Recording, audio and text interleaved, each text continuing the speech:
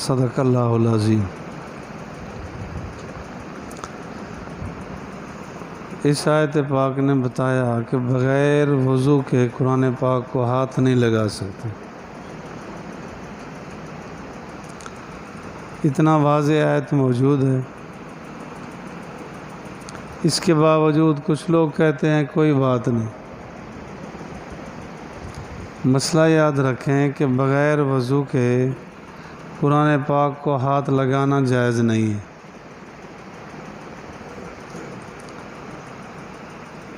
پڑھنا جائز ہے، زبان سے پڑھ سکتا ہے، بغیر وضو کے تلاوت جائز ہے۔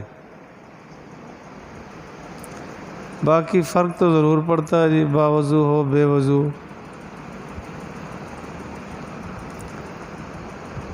ایک واقعہ میں نے پڑھا تھا، شاید کبھی پہلے بھی سنایا ہو۔ ایک بزرگ فرماتے ہیں کہ میں دریا کے کنارے کھڑا تھا، دو لاشیں جا رہی تھی، ایک کا کفن بالکل سفید تھا، ایک کا کچھ میلا تھا۔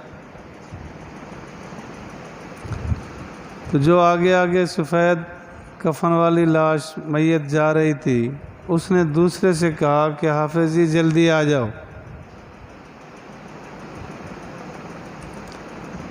تو میں نے اللہ تعالیٰ سے دعا کی کہ یا اللہ ان کو قوت گویائی عطا کر دے۔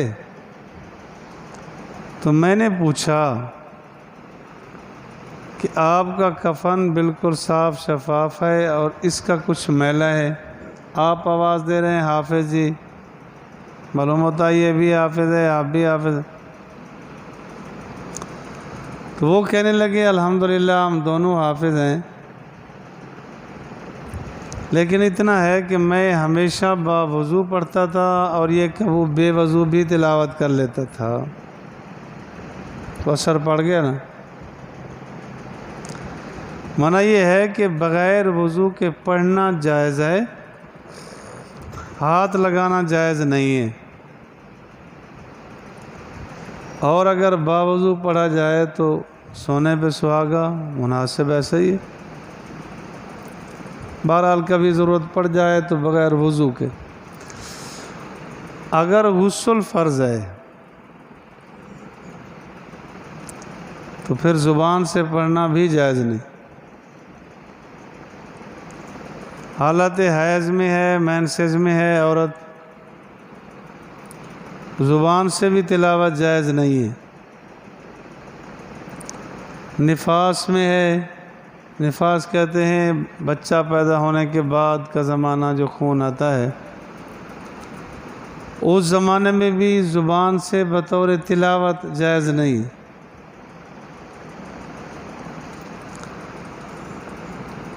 اگر بطور وظیفہ کے کوئی آیت پڑھی گئی وہ جائز ہے۔ مثلا جب کھانا کھانے لگے تو بسم اللہ الرحمن الرحیم پڑھا، یہ بھی تو قرآن پاک ہے،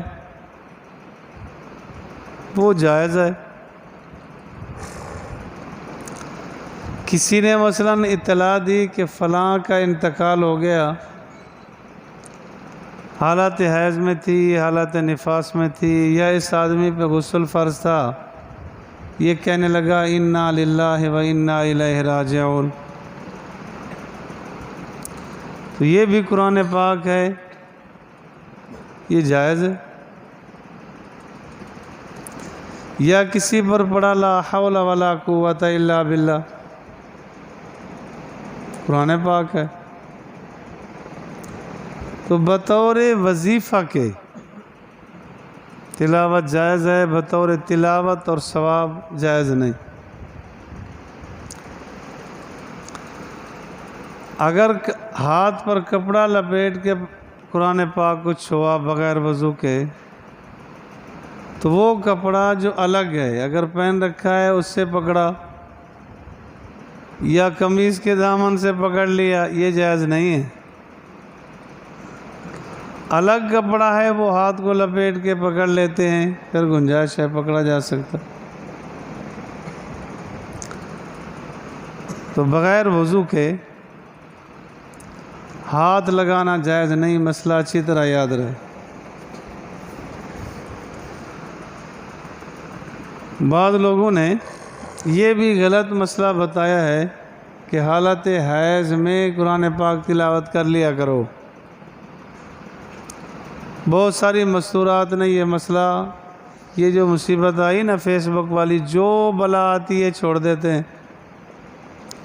بالکل کوئی تحقیق نہیں ہوتی، مسئلے کا پتہ نہیں ہوتا،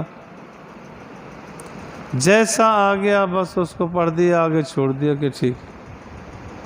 اور الٹا ساتھ ہی ہوتا ہے کہ اتنا اگر آگے بھیجو گے تو اتنا اجر ملے گا، اس کا خود شرعی طور پہ ثبوت ہی نہیں ہوتا مسئلے کا،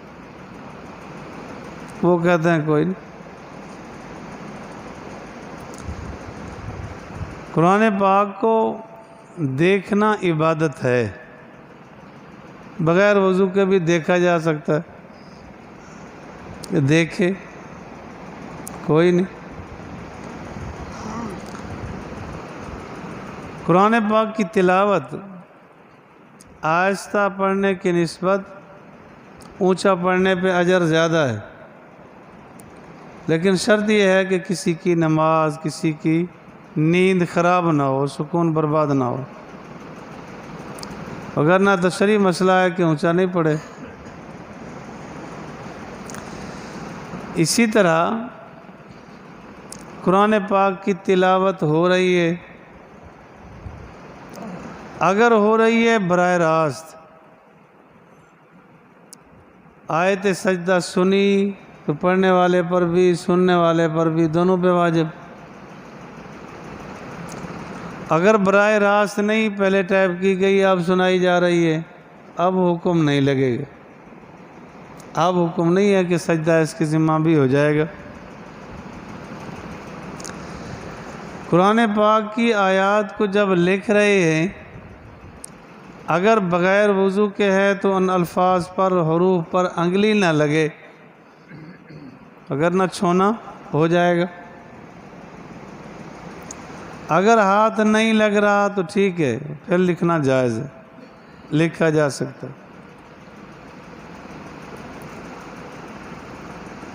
قرآن پاک کو چومنا یہ ثواب کا کام ہے،